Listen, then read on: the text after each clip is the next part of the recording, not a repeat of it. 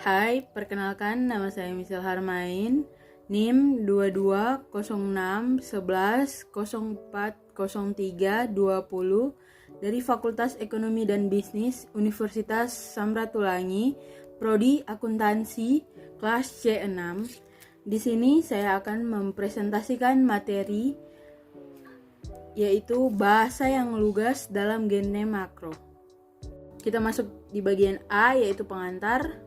Bahasa yang lugas adalah bahasa yang langsung menunjuk pada apa yang dibicarakan.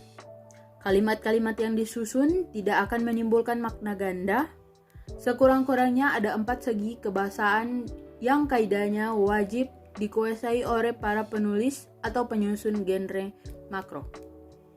Genre makro adalah genre yang secara global menjadi nama jenis teks yang dimaksud, yang di dalamnya masih terdapat sejumlah subgenre yang disebut genre makro.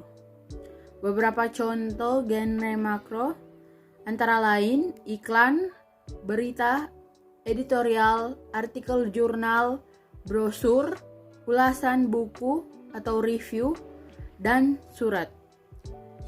Buku yang ada ini tidak menyajikan semua genre makro, tetapi hanya genre makro, surat, ulasan buku, proposal, baik proposal penelitian maupun proposal kegiatan, laporan baik laporan penelitian maupun laporan kegiatan, dan artikel ilmiah. Masuk di bagian B, yaitu pemakaian ejaan yang cermat. Di Indonesia, ejaan telah beberapa kali mengalami penyempurnaan. Pertama, ejaan Van Ophuijsen yang dipakai sejak tahun 1901. Yang kedua, ejaan Suwandi atau ejaan Republik yang dipakai sejak tahun 1947. Yang pertama, yaitu pemakaian atau penulisan paragraf. Kesalahan umum penulisan paragraf terjadi pada huruf pertama kata-kata yang mendahului nama, bangsa, suku, bahasa, tahun, bulan, dan hari, serta judul dan daftar isi. Poin yang kedua yaitu kekeliruan. Penulisan kata biasanya berkenaan dengan kata turunan prokritik ke dan di kata depan yang sering tertukar dengan imbuhan partikel pun. Poin yang ketiga yaitu penulisan unsur serapan. Dalam perkembangannya, bahasa Indonesia menyerap unsur-unsur dari berbagai bahasa lain, baik bahasa daerah ataupun bahasa asing seperti bahasa Sanskerta, Cina, Arab, Portugis, Belanda, dan Inggris. Poin yang keempat yaitu pemakaian tanda baca. Penggunaan tanda baca adalah untuk menunjukkan struktur sebuah tulisan, menentukan intonasi, serta jeda pada saat pembacaan. Kita masuk di bagian C, yaitu pilihan kata atau diksi. Pilihan kata atau diksi pada dasarnya merupakan hasil dari upaya memilih kata tertentu untuk dipakai dalam suatu tuturan bahasa. Pemilihan kata dilakukan apabila tersedia sejumlah kata yang artinya hampir sama atau bermiripan. Masuk di bagian D, yaitu kalimat efektif. Kalimat yang benar dan jelas akan mudah dipahami orang lain secara tepat. Kalimat yang demikian disebut kalimat efektif.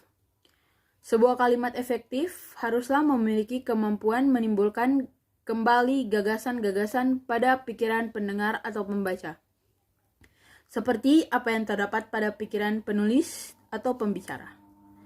Untuk mendapat pencapaian keefektifan, kalimat efektif harus memenuhi syarat berikut, yaitu 1.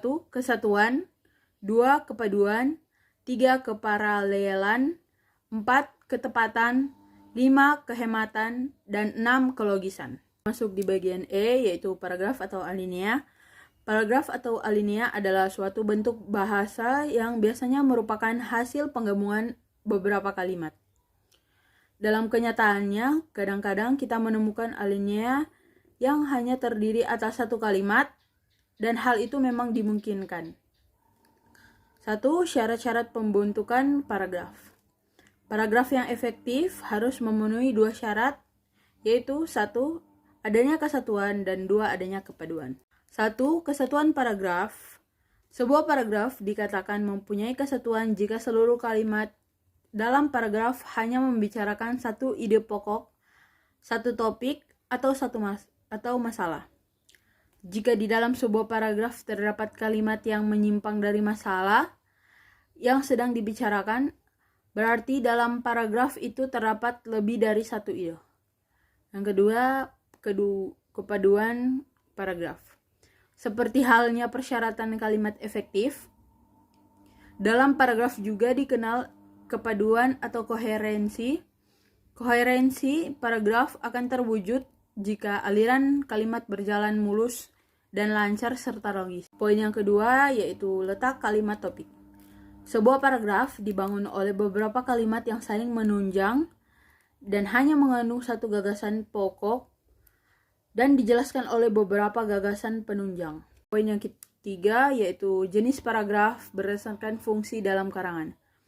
Berdasarkan fungsinya dalam karangan, paragraf dapat dibedakan atas 3 macam, yaitu 1. Paragraf pembuka, 2. Paragraf pengembangan atau penghubung, dan 3. Paragraf. Itulah presentasi materi bahasa yang lugas dalam genre makro. Jika ada salah kata, saya mohon maaf. Sekian dan terima kasih.